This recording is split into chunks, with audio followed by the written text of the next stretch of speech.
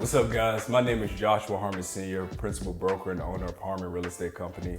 And I have my good friend Angela here with Angela Chantell Interiors. And we're gonna do something like a debate show about hot topics in real estate.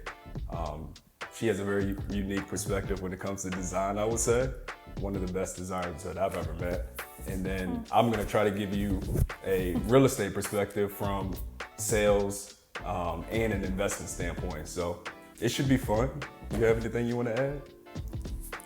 No, I think you covered it. Not necessarily. So our first topic is going to be, should you buy or an existing home, or you should build, correct? Is that going to be our topic? Yes. So it's a very hot topic from an investment and a design standpoint. So we thought it'd be really cool to discuss it. And we want to give a shout out to GE Media, who is shooting these episodes for us. And so let's get it started. Should you buy an existing home or should you build? Give me the design perspective of why you should. I think that we were gonna start out with the advantages of if you bought an existing home. Okay. And so definitely from a design perspective on the advantages of an existing home, for sure is time. So if you're moving from another state or you have a strict timeline, you cannot build. It's not even an option for you. Yeah. Also, another reason why a lot of people choose to buy an existing home if they want to be in a certain school-like area or whatnot. Yeah. And then I guess another advantage would be cost. It's definitely, according to the Home Association's builder, it's cheaper to buy an existing home than to build on the front end, which I have another thought on the back end of that later on. Later question. But so I would say those are primarily, and I think your cost is a little bit more controlled. Correct. So Angela, I think you had three very, very good points. So time control, cost control, and then also you said school district. Yeah, I mean, because... Expound on that. Give me some more insight on where you're coming from on that. Because I think you could pick a school district. Yeah. Anywhere. I think you could where just find I'm a development coming... area in that school district. Yeah. I think where I'm coming from on that is there's more than likely going to be more homes for sale than land. Correct. In certain school districts. Gotcha. So more options of where you can be in that school district. I agree with that. So I think that from a designer perspective, to talk about time and money control or cost control is really cool, because those are the things that I agree with, very much so. I think not so much with the school district, because you can find a piece of land and build a house on it most of the time. But there are obviously more existing homes for sale. But I agree with that, time and cost control. A lot of people don't take that into account, and it could be a very fatal mistake, because you don't talk about cost overruns and things like that we'll probably talk on later. Who's responsible for that, the cost overruns? Because I'm sure if you just go hire a one-off developer or one-off contractor to build your house and you don't write in who's responsible for cost control, that could be a real issue. Yeah. So that can end up costing you a bunch of money, and then you're mad at Angela for whatever reason. You're mad at the developer, and you're not mad at yourself, but it's really your fault for not doing your due diligence. So I would say that my advantages of buying an existing home is you have more information and more data. So from the perspective of building a new construction home, you can overbuild for an area and really, really over customize and put yourself in a bind to where, you've paid too much for this house. Right. And you don't have an opportunity to sell that home and have flexibility to move. Your financial situation may change, COVID may ramp back up, your job goes obsolete, and you've overbuilt for this house. And that could be a real issue. But yeah, that's for me, with a pre-existing home, you can actually just look at the MLS and see what homes have sold for in the past. You can go back as far as you want to kind of see where homes are valued, how they progressed over the years. What's the cost growth? Like, do homes cost more? Do you see a rent bump within 5 years of 3% of your home value? Is it 2 years? Is it 5 years? You could just project those things with a pre-existing home it's a little bit more difficult. So I think that's the most important thing to me of buying a pre-existing home, and why I choose to always buy something that's pre-existing. Unless I'm building something, the cost of me to build something is significantly less or very comparable to what the price per square foot is to sell it, or where I think sales will be in the near future. So that's my take on it. It's a little bit more technical, but I like your points. If you want to just keep it simple, I mean, control. You have more control if you buy something pre-existing. I think we always agree on that. I would agree on that, 100%. So that's why we're doing this debate show. What you'll find out is me and Angela have different points of view a lot of time, but it's usually the same, it's the core of it is usually the same. So I like that. I think this will be a really cool show. What's the next question? The next question was, what are the advantages of building a home? Okay. Building a custom home, right? Building a custom home. Custom, so we're gonna be specific. Custom's a key word. Okay. Custom's a key word. What are the benefits from a design point of the design perspective of building a custom home? So getting exactly what you want. Okay, correct. When you're having to pick from, you probably see with your clients and you're looking at homes, maybe you love the layout, but you wish they would have picked different flooring and lighting. Or maybe you love the lighting and everything, but you wish the layout was different. Some people I know they go into a beautiful home that has upstairs and downstairs. Some people want the master bedroom to be downstairs. Some people want the master bedroom to be upstairs. Everybody's different. So you can go in, customize your floor plan, your colors, all of that.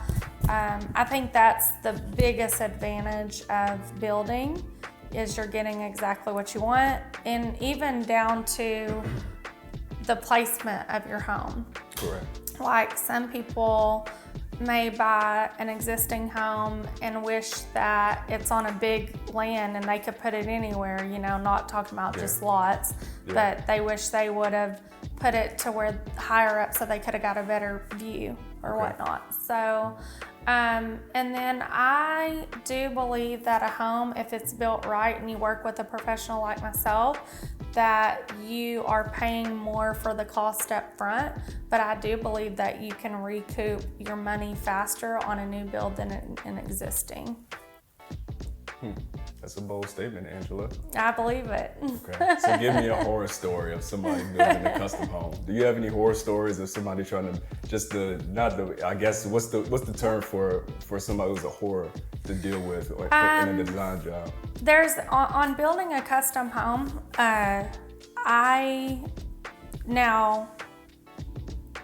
I'm not gonna say that nothing has ever happened on my watch, because stuff has, but some of these things just would never happen on my watch. You've been there and done that. So one of them, the architect will draw up the plans, and then for the most part, the contractor just follows those plans. Correct. And a lot of times when the homeowner's not working with the designer on a forefront, they just tell the contractor what they want, or the architect, and then the architect does it, but then there's really no rhyme or reason to anything. So the windows of the outside of the house I've seen look horrible after the build goes up, because she's like, I wanted this window, and there was no rhyme or reason, and she was thinking more of how she wanted the windows to look on the inside and didn't think about how it's gonna look up the front of her house. And the architect just drew it in. Architects just do what you want. I mean, they're not that's what we were talking about the other day, is roles and jobs and stuff. I mean, it's not necessarily their job to do all of that. Now, they will sometimes, but another one, I think probably the worst ones that I've seen, is she couldn't even fit a hanger in her closet. Wow. I mean, but that was the way that the plans were. And another thing is, people in this area, sometimes I wish that people's mindsets and mentality on their home was different, because the mentality of a lot of homeowners here is, I'm gonna build a $650,000 house. but I'm only going to spend $3 a square foot on the flooring, the tile. That's just not how it works. I mean, what the, like, can we cuss? What the fuck? Like, you know. You can curse. I haven't yet, but. It's like, no, like, that's not even, so, and then also I've been in homes where, you know, it was a remodel or a new build and the kitchen was a $100,000 kitchen, but nothing matched or coordinated. Yeah. So from a design standpoint, you're basically saying if the right team isn't assembled, it can really, really, really go wrong. I think when it comes to a new build, there's no pre-existing vision whatsoever of your space. Yeah. But if it's custom. If it's custom, right. But when it comes to a remodel, it's easier to envision of what you might do because you can kind of see. Yeah. It's not a blank canvas, and that's new development. A lot of what I'm finding out, because I'm learning about development from an investment standpoint, finding a lot of clients who have land and they want to build. So I'm trying to educate myself. Exactly. Meeting with developers, meeting with contractors, meeting with architects. And what I'm finding out is that a lot of new builds are a lot of time copycats. They're going to, they're looking at a drawing that's already done, that has been built, and just tweaking it a little bit. So I think having the right team in place, you have access to past blueprints, past plans that have been looked over by designers like yourself and reputable architects. But the obvious advantage from my point of view is, you know, if you have the right team in place, it can really go right. So if you have a team like myself, Angela, and maybe, you know, a builder who's stellar, we can put together a house that can really be a good investment financially, and also still be really good design-wise. And if we have a good contractor in place, we can get it done on time as well. So having the right team in place, it can really go right if you know what you're doing. You have the right team assembled. So that's just my take on it. You had mentioned a financial point of having a real estate agent on a new build. I was just curious, like, explain more. So I'm not sure exactly. So like I said, on a new build, the way it can go wrong is if you overbuild for an area.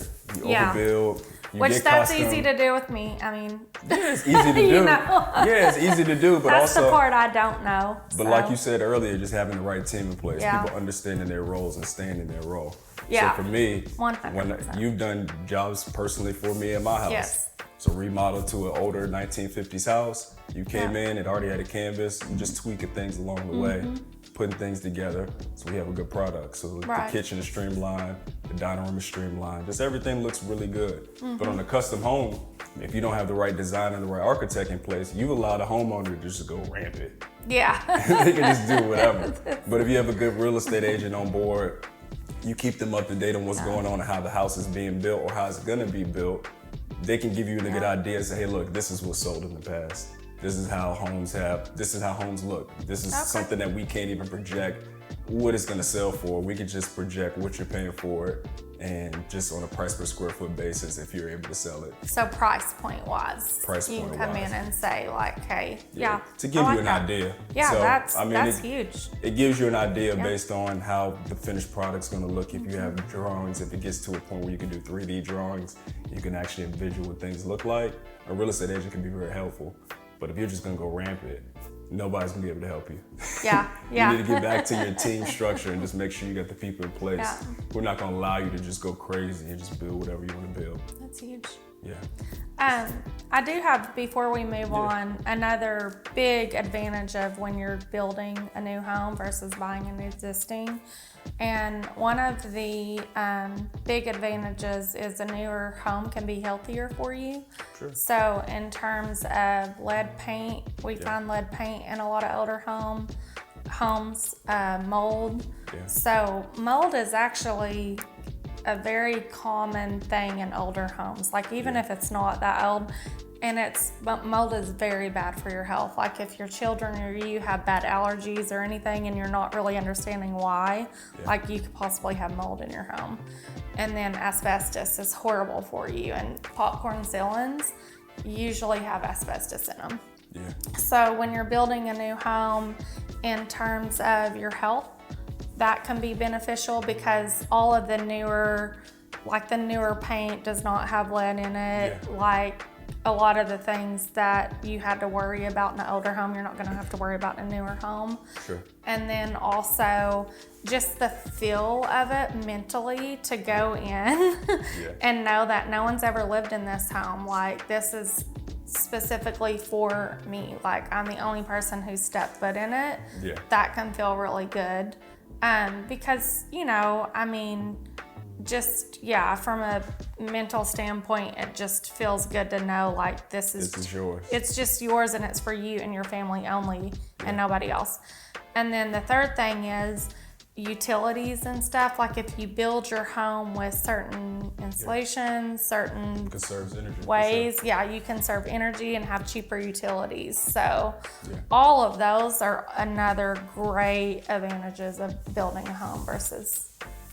I like it, Angela. You were well prepared. I would say if this was a real debate, that you would be winning the debate right now. But I'm a pessimist. So when we get to the disadvantages, I think that the pendulum is going to swing my favor a little bit. So you can go into the next question. What's the next question? That's a good point. You're a pessimist and I'm an optimist. So Very like optimistic. I could see me winning. Listen, Angela is one of the most optimistic people. Even if you don't like Angela, you have to respect her. She's always positive. So all the positive stuff, she's gonna be great. But when I get to the negative, the nasty, the disadvantages, that's when I'm gonna be great. So let's go to the next one. Cons of buying existing versus building. So we'll do the first one will be the cons of buying existing home. What's the cons of buying existing? You touched on some energy stuff, so I think that was great. Yeah. Should I leave the disadvantages of buying existing? Do it. Let's do it. I would say there isn't any. What's the harm of buying existing unless I knew you you overpay? were gonna say that. Unless you overpay. You literally can predict everything. So when you sign a contract for a home, your real estate agent should be getting you a lead-based paint disclosure and a seller property disclosure. And that's gonna line out pretty much everything you need to know. You can do a property inspection within the first 10 days or first 10 business days of signing your contract in the state of Arkansas if your realtor negotiated the right way. You can look at comps. You can look at everything. You can have a full story of what you're buying. We'll get to the other one, buying brand new in a second, but I think that's the biggest advantage of buying an existing home. Yeah. It makes so much sense. You can predict everything. And if you pick right, you can really, really be profitable. So if you bought a home last year, I've seen people buy homes just a year or two ago and they're making, they're doubling, tripling their money. And it's crazy for it to see, but they just bought right. And I think with our brokerage, we just make sure we try our best to steer you to the homes. And you're not supposed to steer anybody, but if I'm your realtor, I'm always gonna recommend the home that's gonna either hold its value or go up in value. So buying homes in the path of progress. When you're buying building new, there's not a whole lot of land that's zone residential, that's gonna be in the perfect area and things like that. Right. You'll find some that are also cost prohibitive for you to buy. Like if you buying properties in the path of progress right now, good areas, good school districts, they're ridiculous. Like they're so expensive, I wouldn't even recommend you to buy it. It makes no sense. But buying existing, you can kind of hedge those bets a little bit, make sure you're buying the right house. So that's my take. What's your take? What are some negatives of buying existing? And you could touch on some of the stuff you talked about before. Yeah. But that's really good stuff that I didn't think you would touch on. I think a big thing on the negative is, for one, is like you are really like, you usually end up compromising what you really want in a home when you buy existing. So I think it's really hard to go in an existing home and define what you want. Okay. And the biggest thing for me personally, because I'm actually literally just went through the process myself and used Hannah, your wife. Yes. And we were looking at, and this is for the River Valley specifically, because obviously if we're in any other parts of the world, you're not even going to get a home for $300,000. Well, in Atlanta, I mean, heck, if y'all get on Zillow and look at Atlanta, everything is custom. Everything is 3 stories and extravagant, and you could do that type of stuff in some of the, the sub markets in the Atlanta area. But I mean, you're talking about here. I mean, no, you can't do that. You can't do that. So I like your points, though. Continue. So, you're doing great. You know, for me, what happened to us, my boyfriend and I, is we originally started out, we were gonna just buy existing, and for us it was the time thing. We didn't want to have to wait. Yeah. And then, you know, we were looking at homes like River Valley, specifically in the 300 to 350,000. Yeah. But I come in as a designer and I can't live like that. I can't live in a home that the entire thing needs to be renovated. Yeah. So, and when I say needs to be renovated, I mean aesthetically pleasing. Like, it could for someone else be a move-in ready home. Exactly. But just for your standards, your pleasing to your eye, you want to be able to design. And to a lot of other women, they would not want to live in a home that's outdated aesthetically. Sure. It wasn't aesthetically appeasing for me. So like the kitchen's outdated, you know, we got granite countertops, which is a stone, but it's, you know, right, the updated would be a quartz or a marble. Yeah. So in terms of, or just the flooring is brown or everything's brown, like 2010, you know, like everything's brown, everything's mocha. Yeah. We're not really feeling that anymore. Yeah. Although we have different shades of brown on today. It's cool though, it's cool. These are the upgraded browns though. Yeah. Cream is good. But so, you know, but someone for like my boyfriend, those houses were fine to buy the way that they are. And so if I was okay with buying a $350,000 home, outdated, and living in it and being happy, then that's great. Yeah. But I'm not. So I'm telling him, in addition to the $350,000, we need to put, realistically, renovating a house of that size and money, you're buying it over You're just again. buying house over, exactly. So realistically, you would need to put in another at least $250,000. So now you're at $600,000. This is the only thing though. So we're going to talk about this a little bit more later. We're talking about costs now, so that's more so on my side. Yes. When it comes to the cost as opposed to the value of the property. And today it may make more sense, a lot more sense to buy existing because you can get the best deal more times than not right now. And then you can put some money into it. You'll know exactly how much money you can put into it, which they can give the budget to you and say, hey, look, this is how much money we have to put into the house.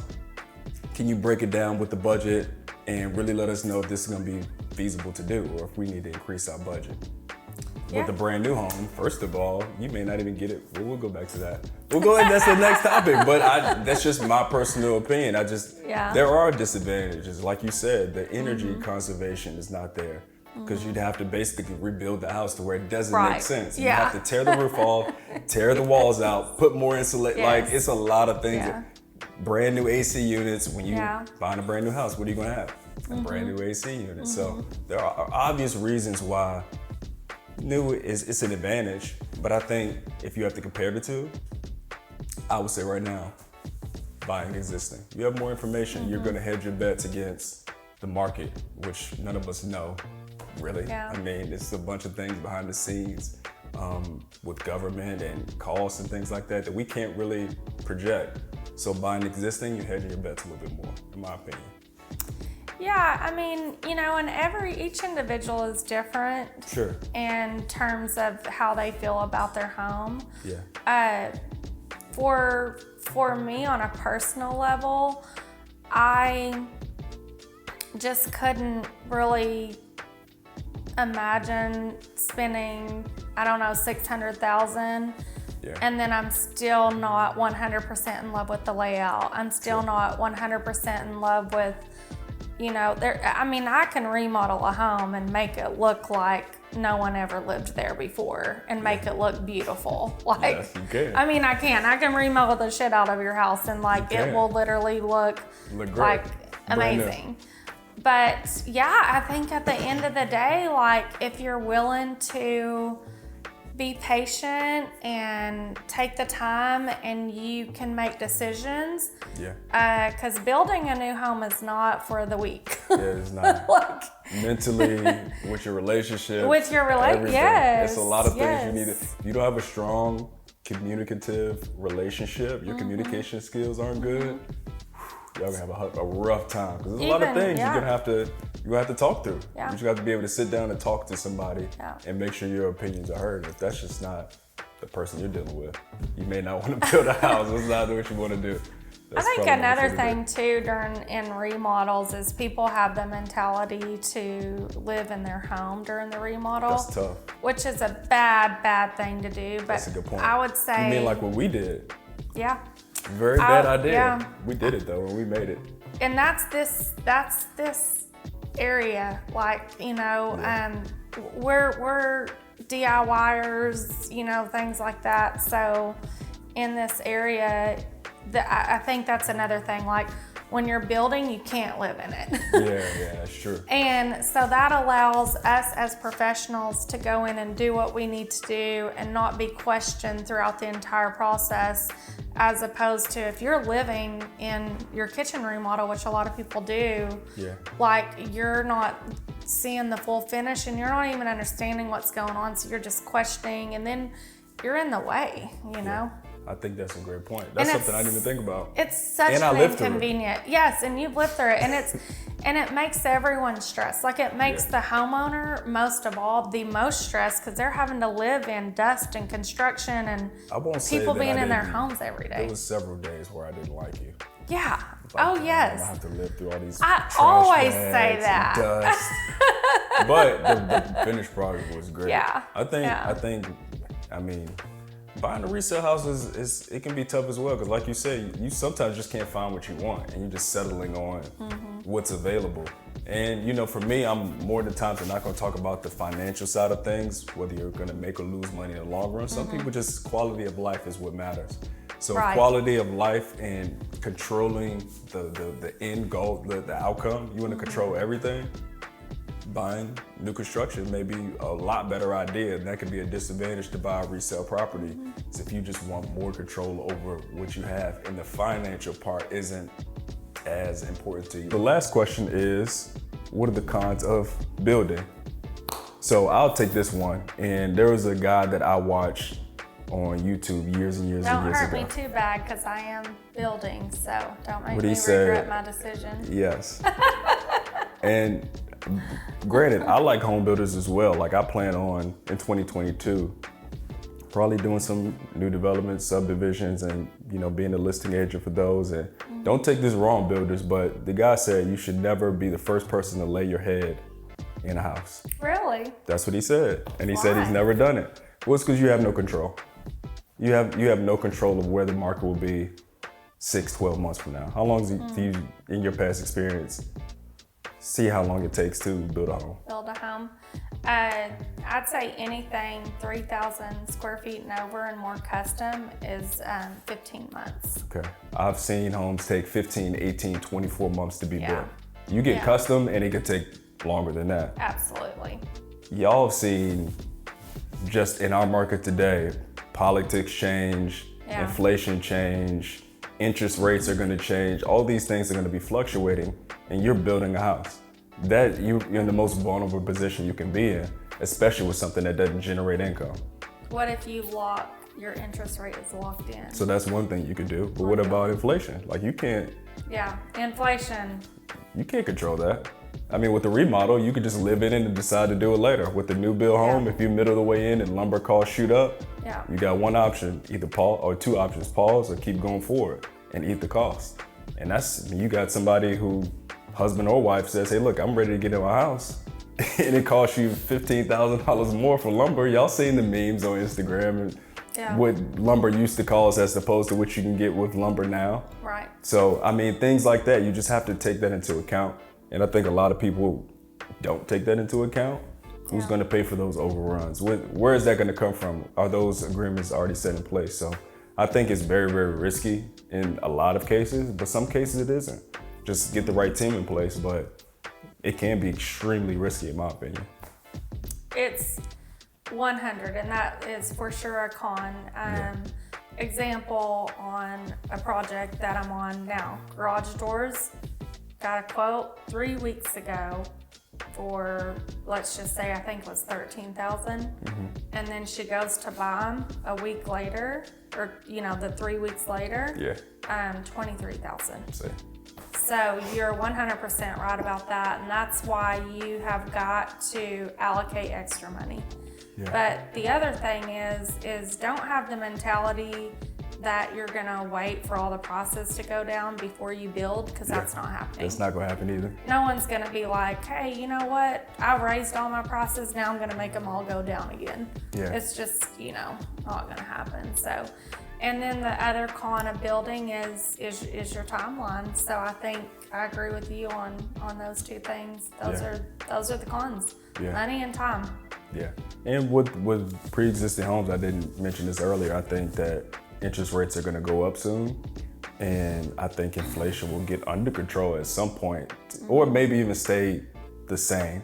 So the prices may come down a little bit because buyer demand may change sometime in 2022. So I think there may be an opportunity to buy some homes that are resale property. Somebody's lived in it.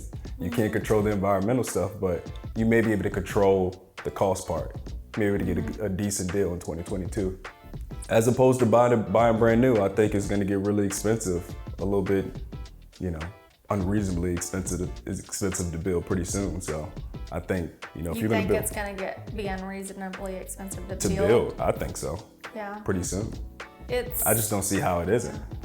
Because the cost to build are just the cost to build. It just is what it is. Yeah, we're almost there on it is what it is on building, and the cost is what's so hard for my clients right now, because I got about 5 new builds in the works, is the mentality is like that if I would have just built this home pre-COVID, the cost would have been so much lower, but you just have to get out, because that's not where you waited.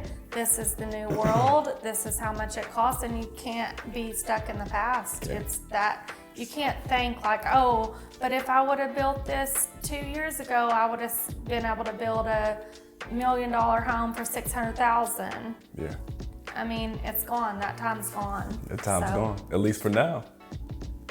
If the market goes to shit, then y'all may get an opportunity to buy some houses for cheap. But until then, you got to pay the expensive prices. And you just got to make the best decision you can, at that time period, like what she's trying to say. So I think that's a great way to wrap it up. It's just get the right team in place. I think that's a very great point. And then like she's saying, the past is the past. You can't look in the past. All you can do is, you can't determine your decision on the past, but you should look in the past to see what prices have done, prices of materials, like be informed on it, but don't let it drive your decision. That's what she's trying to say, I guess. Am I right on that? Most people either live in the past or they live in the future. Yeah. Very few people live in the present, and you have to live in the present when you're remodeling or doing that. That was great. That's a great saying. I like that. I think in closing though, the biggest takeaway that you should have is if you are buying an existing home, work with a qualified real estate agent. Even if you're selling your home, don't list it yourself. List it with an agent. And then... Unless you're me, I'm listing my house by myself. Well, I'm designing my own home, so yeah, we're qualified to do that. You may not be. I wish I wasn't. Yeah. I wish I had someone else to do what I do for other people, but... Yeah. And then if you are building a home or doing a remodel, hire a designer. I know that hiring a designer is an extra expense and it's a luxury thing, although it's not really. People think a designer is a luxury thing, but it's really a necessity, because your contractor, your builder, they do not care what color you paint your walls. They do not care what type of flooring you do. All they want to know is what you want. They're not qualified to give you design advice. That's not their role. We talked about roles earlier. So. Get somebody qualified for that role to get something done. You can't ask your contractor, certain questions. The design is one of them, in my opinion. They're not the greatest at that. Some of them are though.